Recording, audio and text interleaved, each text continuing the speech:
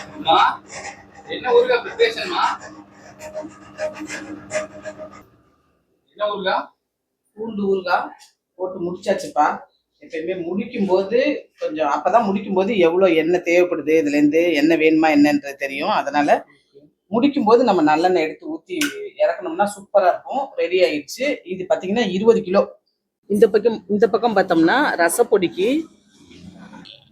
இதெல்லாம் பாத்தீங்கன்னா உளுந்து மட்டும் தனியா வறுத்து வச்சிருப்போம். எதுக்குன்னா அடுத்தடுத்து பொடி நிறைய பிரண்ட பொடி, எள்ளு பொடி எல்லாம் ரெடி ஆகணும். அதுக்காக தனித்தனியா வறுத்து வச்சிருக்கேன். இது கடலைப்பருப்பு. இந்த பக்கம் பாத்தீங்கன்னா எள்ளு பொடிக்கு எள்ளு மட்டும் வறுத்து இங்கிட்டு பார்த்தா எள்ளு ஊறிட்டு இருக்கு அரிக்கிறதுக்கு. இதை இப்படி தொடும்போதே அவ்வளோ குறன்னு மண்ணு. இது பாருங்க, இதெல்லாம் பாத்தீங்கன்னா இந்த மேலா இருக்கிறதெல்லாம் அது என்ன சொல்றது சரியா இருக்காது. நல்ல நல்ல விலையில இதெல்லாம் தனியா அரிச்சு எடுத்துட்டு கழுவும் போதே போயிடும். இதெல்லாம் நல்ல முத்தானது மட்டும் உள்ளார கிடக்கும், இப்படி கிடக்கும். இதெல்லாம் தனியா அரிச்சு கழுவி எடுத்து காய வச்சு அதுக்கப்புறம் பொடி ரெடி பண்ணணும்.